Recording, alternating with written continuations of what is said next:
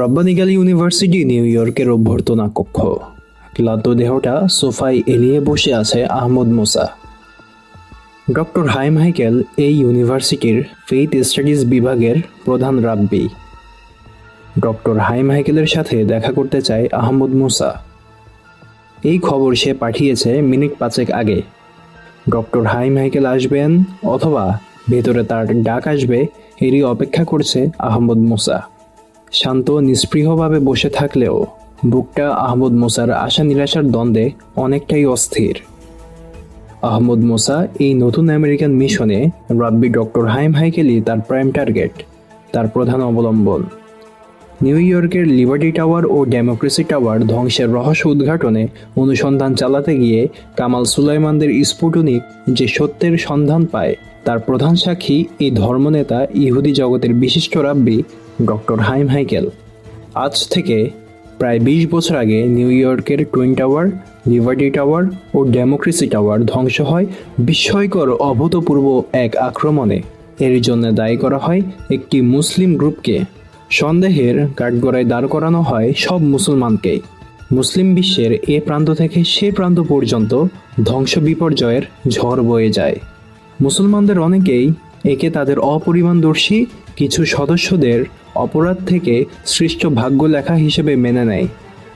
আবার অনেকেই একে গোপন ষড়যন্ত্রের পাতা ফাঁদে জড়িয়ে পড়া ভুল সিদ্ধান্ত বলে মনে করে। দীর্ঘ 20 বছর পর এই শেষোক্ত ধারণা থেকে অনুপ্রাণিত হয়েই কামাল সুলাইমানদের গোয়েন্দা সংস্থা স্পুটনিক এই ব্যাপারে সত্য উদ্ঘাটনের জন্য অনুসন্ধান শুরু করে। সন্ধান পায় তারা এক গোপন ষড়যন্ত্রের। অনেক দলিল দস্তাবেজ তারা জোগাড় করে এর সমর্থনে। তার মধ্যে একটি গুরুত্বপূর্ণ দলিল ছিল ইহুদি সিনাগগের কনফেশন টেবিলে সর্বশক্তিমান ও শেষ দিনের বিচারক জিহোবার সামনে পেশ করা কনফেশনের একটি অডিও টেপ। এই কনফেশনে তিনি নিউ ইয়র্কের টাওয়ার ধ্বংসে তার অপরাধ অংশের কথা স্বীকার করেছিলেন। এই কনফেশন ঘটনাক্রমেই রেকর্ড হয়ে গিয়েছিল এবং ঘটনাক্রমেই সেই টেপের একটি কপি কামাল সুলাইমানরা পেয়ে যায়। কিন্তু টাওয়ার ধ্বংসে তাদের সামনে ইহুদিদের ভয়াবহ ষড়যন্ত্রের বিষয়টি প্রমাণের জন্য এই কনফেশন যথেষ্ট নয়। এজন্য যে তথ্য প্রমাণ প্রয়োজন তা জোগাড়ে রাব্বি ডক্টর হাইম হাইকেলের পক্ষে সাহায্য করা সম্ভব। এই ষড়যন্ত্র জগতে প্রবেশের পথে সেই একমাত্র প্রত্যক্ষ সোর্স। এই কারণে আহমদ মুসা ছুটে এসেছে তার কাছে।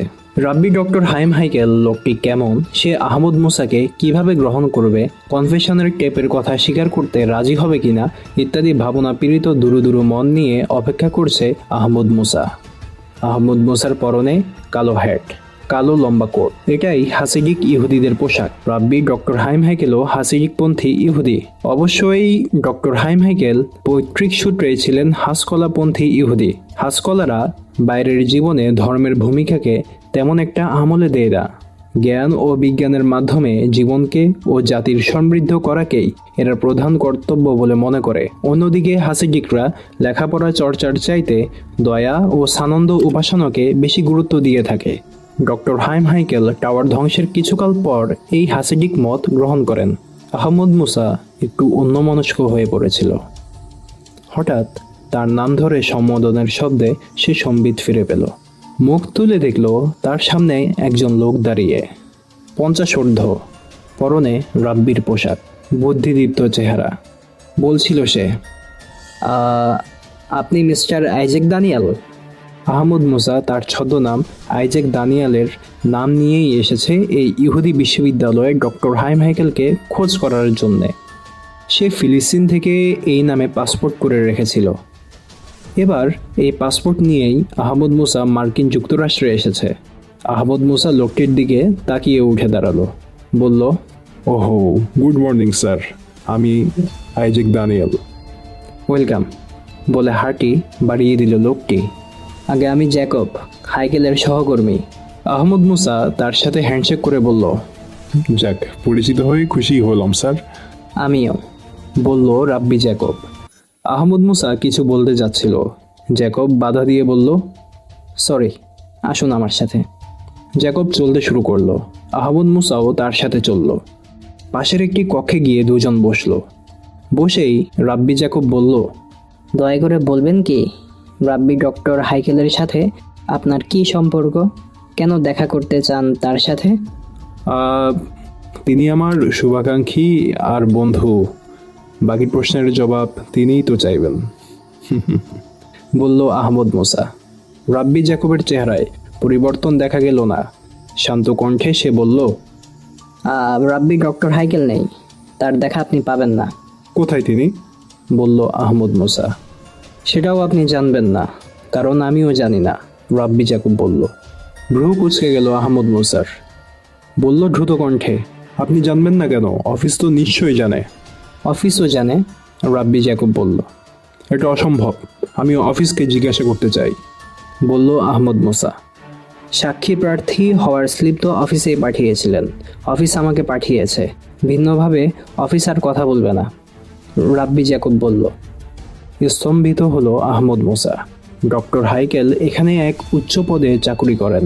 তিনি কোথায় আছেন বা কোথায় গেছেন কেউ জানবে না। এটা কি করে হতে পারে? আহমদ মুসা বলল, তিনি কি এখানে চাকরি করেন না? চাকরি ছেড়ে দিয়ে চলে গেছেন? 1 মাস আগে প্রকাশিত নিউ ইয়র্কের এডুকেশন গাইড বইতেও আমি তাকে দেখেছি। তিনি এখানকার ফেইথ স্টাডিজ বিভাগের প্রধান। আহমদ মুসার কণ্ঠে বিস্ময়।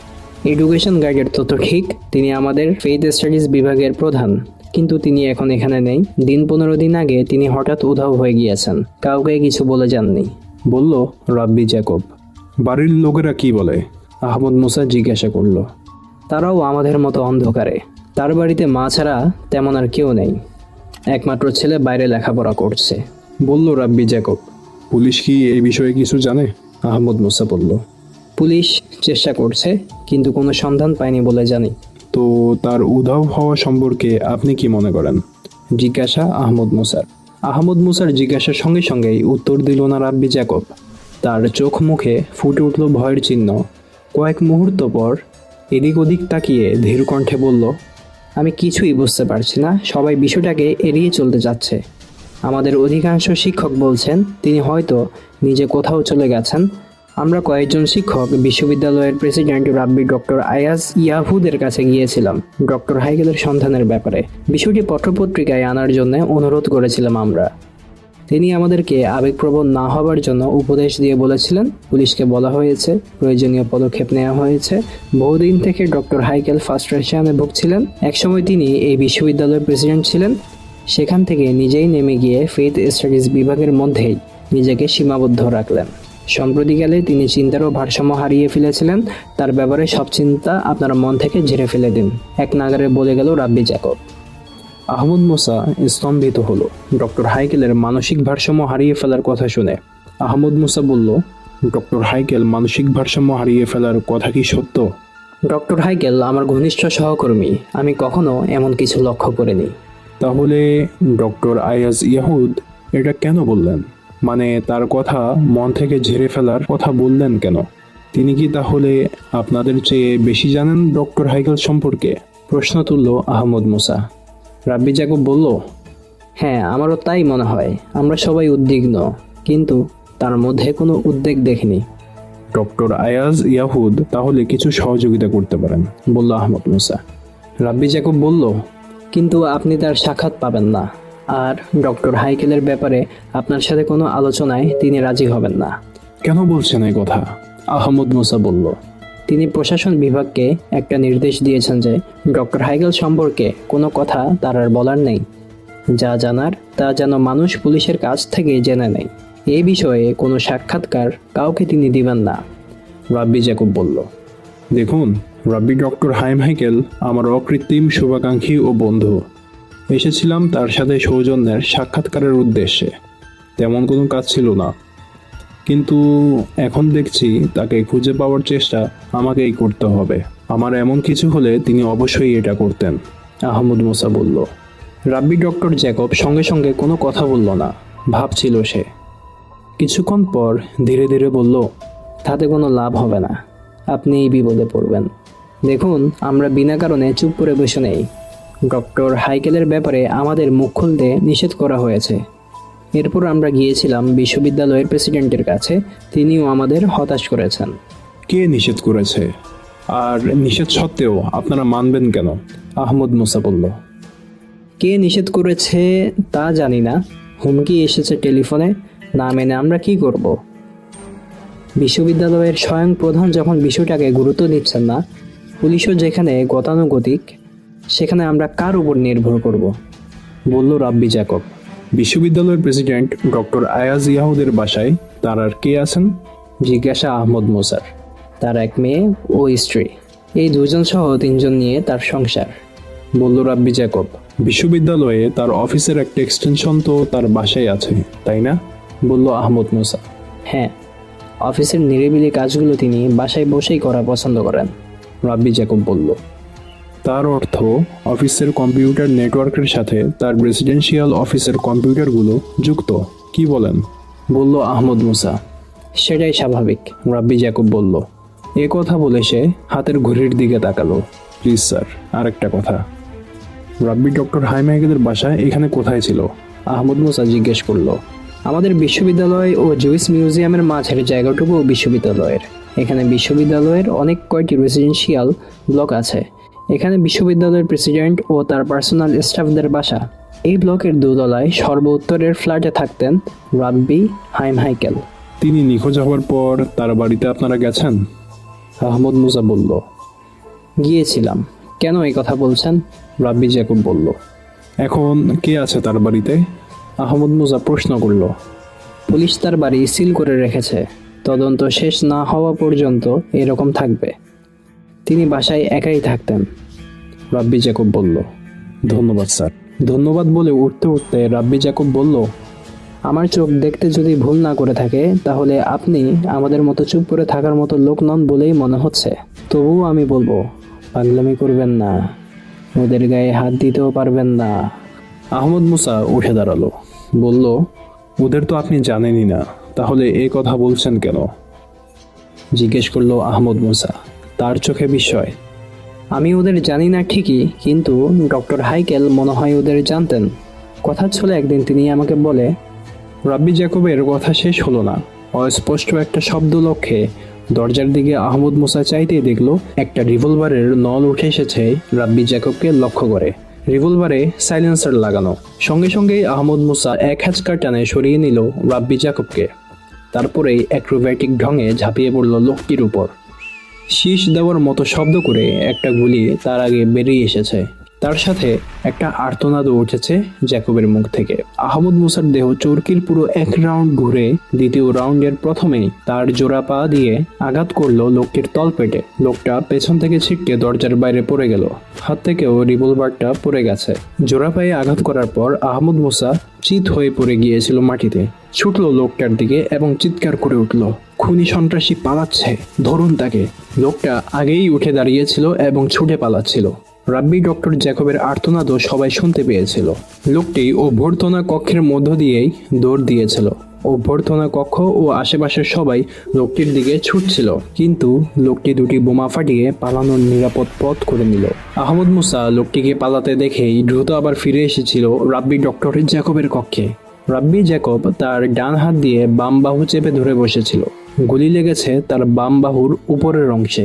আহমদ মুসা তার পাশে বসে ক্ষতস্থানটা একটু পরীক্ষা করে বলল, ঈশ্বর আপনাকে বাঁচিয়েছেন, বাহুর আঘাতও খুব মারাত্মক নয়। রাব্বি জ্যাকব মুখ তুলে তাকালো আহমদ মুসার দিকে। বলল, হ্যাঁ, ঈশ্বর আজ আপনার রূপ ধরে এসেছিল। আপনি চোখের পলকে ওভাবে টেনে না নিলে গুলিটা সরাসরি আমার বুকে বিদ্ধ করত। সবাই এসে দাঁড়িয়েছিল তাদের চারপাশে। বিশ্ববিদ্যালয়ের প্রেসিডেন্ট ছুটে এসেছিল। এসেই বলল, তাড়াতাড়ি হাসপাতালে নিতে হবে। কথা কয়টি বলেই বিশ্ববিদ্যালয়ের প্রেসিডেন্ট আয়াজ ইয়াহুদি রাব্বি জ্যাকবকে লক্ষ্য করে বলল, কি করে, কেন এসব ঘটলো? তারপর অপরিচিত আহমদ মুসার দিকে তাকিয়ে বলল, ইনি কে, এই সময়ে কেন এখানে? রাব্বি জ্যাকব বলল, স্যার, ইনিই আজ আমাকে বাঁচিয়েছেন। ইনি দেখা করতে এসেছিলেন। আমি তার সাথে ওখানে বসে কথা বলছিলাম। এক পর্যায়ে দরজায় এসে ওই সন্ত্রাসী আমাকে গুলি করে। ইনি অদ্ভুত ক্ষিপ্রতায় আমাকে সরিয়ে না দিলে বাহুতে যে গুলি লেগেছে তা বুকে লাগতো। তারপর তিনি আমাকে সরিয়ে দিয়েই আক্রমণকারীর উপর ঝাঁপিয়ে না পড়লে সন্ত্রাসী দ্বিতীয় গুলি করার সুযোগ পেয়ে যেত। রাব্বি জ্যাকব থামতেই বিশ্ববিদ্যালয়ের প্রেসিডেন্ট আয়াজ ইয়াহুদ আহমদ মুসাকে লক্ষ্য করে বলল, ধন্যবাদ ইয়াংম্যান। বুদ্ধি, শক্তি ও সাহসে যুবকেরা এরকমই হওয়া উচিত। অ্যাম্বুলেন্স থেকে স্ট্রেচার এসে পৌঁছালো। স্ট্রেচার নিয়ে চলা শুরু হলে রাব্বি জ্যাকব আহমদ মুসাকে লক্ষ্য করে বলল, আপনি হাসপাতালে আসছেন তো? অবশ্যই আপনার সাথে দেখা করব। বলে আহমদ মুসা তাকালো ডক্টর আয়াজ ইয়াহুদের দিকে, বলল, স্যার, অনাধিকার চর্চা হলেও আমি বলতে চাই, ডক্টর জ্যাকবের ওপর শত্রুতার উদ্দেশ্য হাসিলে ব্যর্থ হয়েছে। সুতরাং সফল হবার জন্য আবারও তারা চেষ্টা করতে পারে। ভ্রুকুঞ্চিত হলো ডক্টর আয়াজ ইয়াহুদের। বলল, ইয়াং ম্যান, তুমি তো সাংঘাতিক বুদ্ধিমান। ঠিকই বলেছ তুমি। আমি এখন পুলিশকে বলছি, আর পুলিশকে তোমার তো একটা জবানবন্দি দিতে হবে। তুমি লিখে দাও, তাতেই চলবে। ডক্টর জ্যাকব তো সব কিছুরই সাক্ষী। সবাই বেরিয়ে এলো ঘর থেকে।